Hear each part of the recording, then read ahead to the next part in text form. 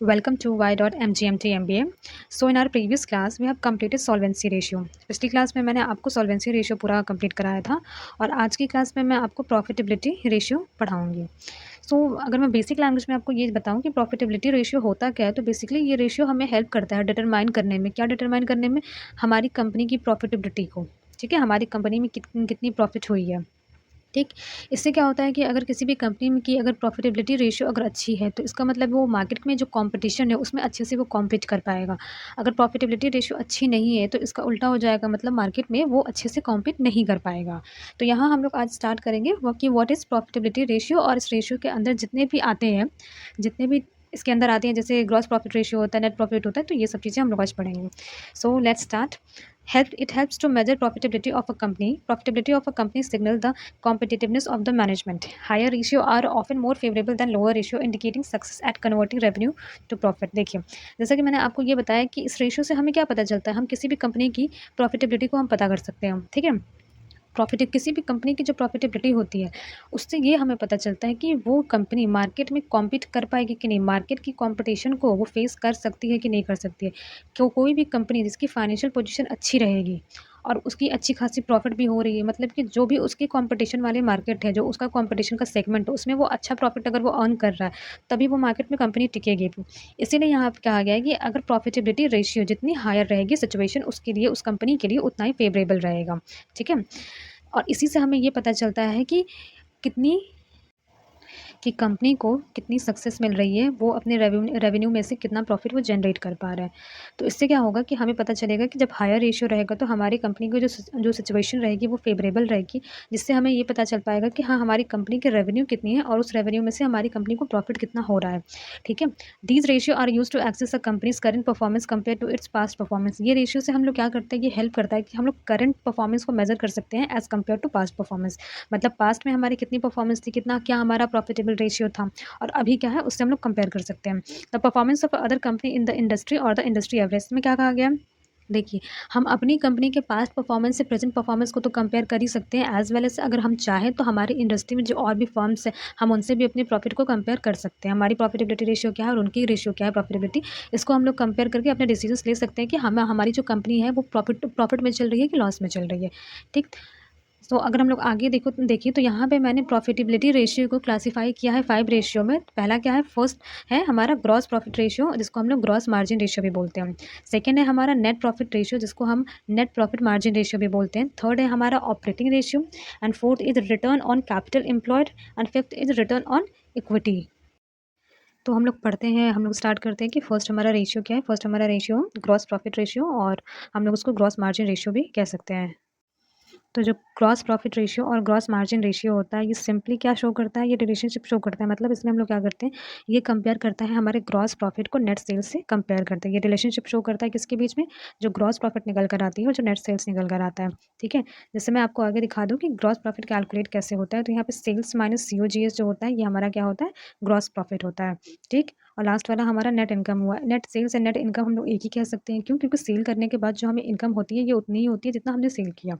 ठीक है, उसी पे होती है, सेल्स भी हमारी इनकम होती है. तो ये लास्ट में जो हमारा निकला है टोटल नॉन ऑपरेटिंग के बाद, वो हमारा नेट इनकम है, और जो सेल्स माइनस COGS करके निकला है, ये हमारा ग्रॉस प्रॉफिट है. ठीक, तो this ratio is also known as margin ratio और the rate of gross ratio. Gross ratio को, इसको हम लोग क्या बोलते हैं, ग्रॉस प्रॉफिट रेशियो को मार्जिन रेशियो भी कह सकते हैं, as well as rate of gross ratio भी हम लोग कह सकते हैं. तो यहाँ पे मैंने आपको ये चीज़ स्टार्टिंग में बताई कि यहाँ पे हम लोग रिलेशनशिप बताते हैं किसके बारे में, gross profit and net sales के बीच में जो भी रिलेशन होता है, ये उसको बताता है, और इसको हम लोग मार्जिन रेशियो भी कहते हैं, as well as rate of gross ratio भी हम लोग कहते हैं. Gross profit ratio is equals to gross profit divided by net revenue from operation into 100. यहाँ पे मल्टीप्लिकेशन का साइन है, वो ब्लैक से, इसी वजह से उतना हो सकता है विजिबल ना हो, पर मैं बता देती हूँ कि देखिए, ग्रॉस प्रॉफिट रेशियो का जो फॉर्मूला होता है वो क्या होता है, ग्रॉस प्रॉफिट को हम लोग डिवाइड करते हैं किससे, net revenue from operation. Then उसके बाद उसको हम लोग 100 से इंटू करते हैं, क्योंकि ये सारे जो कैलकुलेशन होकर निकलते हैं, ये परसेंटेज में निकलते हैं. अब आप यहाँ पे ये देखिए कि net revenue for from operation को किस तरीके से कैलकुलेट करते हैं, सेल्स माइनस सेल्स रिटर्न.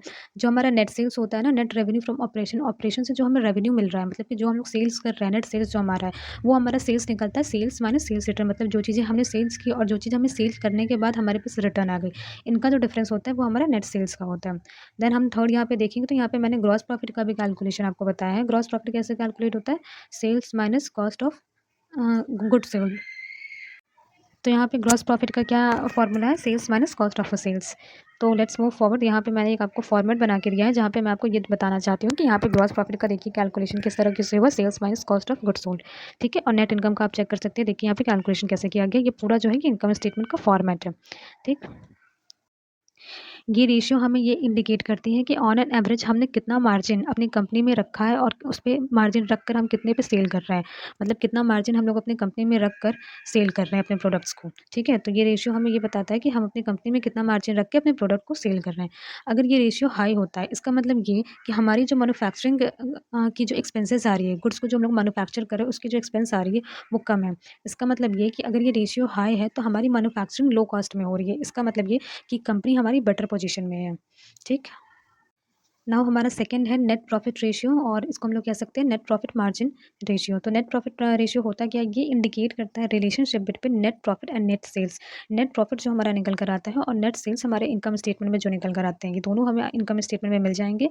उसके बीच का जो रिलेशनशिप होता है ये इंडिकेट करता है, क्या इंडिकेट करता है, नेट प्रॉफिट रेशियो इंडिकेट करता है। ठीक, it take into account both operating profit as well as non operating profit. अब जैसे कि इसमें क्या होता है, जब आप इनकम स्टेटमेंट बनाएंगे ना तो वहाँ पे operating expense as well as non operating दोनों वहाँ पे यूज़ किए जाते हैं। तो ऑपरेटिंग प्रॉफिट भी आएगा वहाँ पे, नॉन ऑपरेटिंग प्रॉफिट भी आएगा। तो नेट प्रॉफिट रेशियो को कैलकुलेट करने के लिए मतलब ये दोनों को कंसीडर करता है अपने अंदर, मतलब ऑपरेटिंग प्रॉफिट को भी कंसीडर करता है as well as non operating profit को भी कंसीडर करता है। ठीक है, ये क्या करता है, कंपेयर करता है नेट प्रॉफिट को टोटल इनकम से। जैसे यहाँ पे मैंने आपको बताया कि नेट प्रॉफिट को ये नेट सेल्स से कंपेयर करता है, मतलब इन दोनों के बीच का रिलेशनशिप बताता है। तो नेट सेल्स का मतलब क्या हुआ, जितना आपने सेल किया आपको उतनी इनकम जनरेट होकर आई। तो यहाँ पे हम लोग ये भी कह सकते हैं कि नेट प्रॉफिट को जो उसका टोटल इनकम है उससे उसको कंपेयर करता है। ठीक, it indicate the portion of a net revenue that is available to the proprietor. ये इंडिकेट करता है क्या, कि नेट रेवेन्यू का कितना पोर्शन, मतलब जो भी रेवेन्यू हुआ है, जो भी आपको मिला है, आपका रेवेन्यू जितना भी आपने गेन किया है, आपने कमाया है, अर्न किया है, उसका कितना पोर्शन आप अपने प्रोप्राइटर के लिए रखते हैं। ठीक है, इसका क्या इंडिकेट करता है कि आपने नेट रेवेन्यू का कितना पोर्शन अपने प्रोप्राइटर्स के लिए रखा है। तो बेसिकली यहाँ पे हमने ये पढ़ा, अगर मैं रिकैप कर दूँ यहाँ पे, कि नेट प्रॉफिट रेशियो क्या होता है, कि net profit and net sales के रिलेशनशिप को बताता है। यहाँ पे हम लोग operating profit as well as non operating profit दोनों को कंसीडर करते हैं। और यहाँ पे ये क्या करता है, कंपेयर करता है नेट प्रॉफिट को, क्या कंपेयर करता है, टोटल इनकम से कंपेयर करता है। और ये हमें ये इंडिकेट करता है कि हम लोग अपने नेट रेवेन्यू का कितना पार्ट जो है वो प्रोप्राइटर के लिए रखते हैं। देखिए ये जो भी मैंने पॉइंट्स यहाँ पे कोड किए हैं, मतलब सब में मैंने ऐसे कोड किए हैं और कुछ हाईलाइट भी किए हैं, तो इनको आप अपने एग्जाम में आराम से कोड कर सकते हैं, लिख सकते हैं, क्योंकि ये सब डायरेक्ट जो इस एकदम मेन पॉइंट्स जो होते हैं ना, जो मेन पॉइंट्स मैंने यहाँ पे जॉट डाउन करके रखे हैं। ठीक, तो अब हम लोग देखते हैं कि नेट प्रॉफिट रेशियो का फॉर्मूला क्या होता है। तो नेट प्रॉफिट रेशियो का फॉर्मूला होता है net profit after tax divided by net sales into 100। 100 से क्यों इंटू करते हैं, क्योंकि हम लोग ये सारे रेशियोज जो होता है वो परसेंटेज में हम लोग निकालते हैं, परसेंटेज में निकाल कर हम लोग देखते हैं। ठीक है, इसीलिए यहाँ इसका फॉर्मूला क्या हुआ, net profit after tax divided by net sales. अब नेट प्रॉफिट कैसे निकलता है, ठीक है, नेट प्रॉफिट निकलता है net operating profit plus non operating income minus non operating expenses. ये हमारे नेट प्रॉफिट का फॉर्मूला होगा। अब देखिए आपको फॉर्मूलाज तो याद करने ही होंगे, वैसे आप फॉर्मेट में जब प्रैक्टिस करेंगे इनकम स्टेटमेंट तो उससे क्या होगा, आपको पूरे अच्छे तरीके से पूरा फॉर्मेट रट जाएगा। तो उसके बाद आपको फॉर्मूला याद नहीं करना पड़ेगा। एंड नेट सेल्स का फॉर्मूला क्या होता है, gross sales minus sales return. Gross sales में से हम लोग क्या करते हैं, सेल्स रिटर्न माइनस करते हैं, ग्रॉस। हाँ ओके, देन उसके बाद यहाँ पे ये कहा जा रहा है कि अगर कोई भी अच्छी कंपनी है तो वो मार्जिन कितना मेंटेन करके चलती है, 20% मार्जिन मेंटेन करके चलती है। ठीक है, if the ratio is higher then company, if the ratio is higher then company is in a better position to face competition vice versa. देखिए अगर किसी भी कंपनी की, देखिए जो 20% मार्जिन है ना वो एक आइडल मार्जिन हो गया। ठीक, लेकिन अगर किसी भी कंपनी की अगर मार्जिन और अच्छी होती है, 30% होती है, 40% होती है, 50%, जितनी ज़्यादा से ज़्यादा हो सकती है, अगर जितनी ज़्यादा से ज़्यादा है तो उससे क्या है, इसका मतलब ये कि हमारी जो कंपनी है वो एक बेटर पोजीशन में है और वो कंपटीशन को फेस कर सकती है। तो यहाँ पे एक ये बताया गया है कि एक अच्छी कंपनी जो होती है उसका कम से कम वो 20% मार्जिन अपना लेकर के चलती है। ठीक, लेकिन अगर मार्जिन जितना ज़्यादा से ज़्यादा हाई होगा उतना कंपनी के लिए, कंपनी की पोजीशन के लिए बहुत अच्छा होगा और वो कंपटीशन में आराम से कॉम्पीट कर सकती है।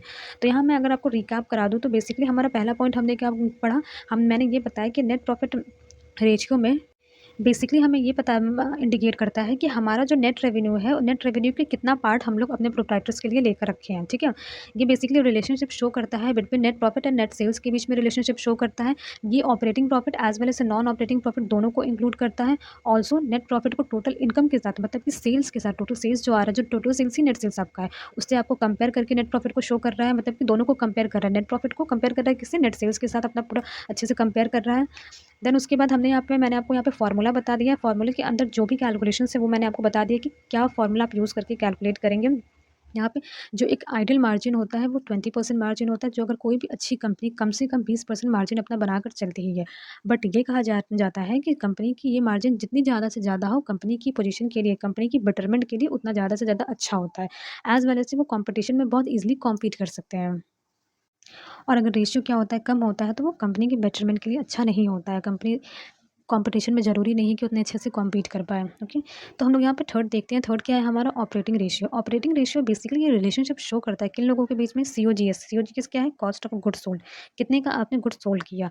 And operating expenses. ऑपरेटिंग एक तरफ ये कॉस्ट ऑफ गुड्स सोल्ड और ऑपरेटिंग एक्सपेंसेस के बीच में रिलेशनशिप शो करता है, एज वेल एज से दूसरी तरफ ये cost of goods sold net sales के बीच में भी रिलेशनशिप शो करता है। ठीक है, यहाँ पे दो चीज़ें, आप ये चीज़ अच्छे से देख लीजिएगा कि it show the relationship between cost of goods sold and operating expenses. And on other side देखिए तो हम लोग cost of goods sold and net sales के बीच का रिलेशनशिप ये शो करता है। तो ऑपरेटिंग रेशियो का फॉर्मूला क्या होता है? Operating cost divided by net sales into 100। Okay. And operating cost किस तरीके से निकालते हैं? ऑपरेटिंग कॉस्ट निकालने के लिए cost of goods sold plus operating expenses हम करते हैं। देखिए मैंने यहाँ पे आपको सारे फॉर्मूले बहुत अच्छे तरीके से दे रखे हैं।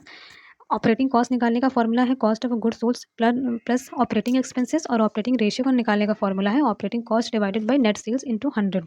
अगर ये रेशियो हाई है, इसका मतलब क्या कि यहाँ पे इसका मतलब ये है कि जो हमारी कंपनी है, हमारी कंपनी के पास बहुत कम मार्जिन बचा है अपने नॉन ऑपरेटिंग एक्सपेंसेस को बेयर करने के लिए। मतलब उनके पास कम मार्जिन बचा है अपने नॉन ऑपरेटिंग एक्सपेंसेस को चलाने के लिए, उस पे खर्चा करने के लिए।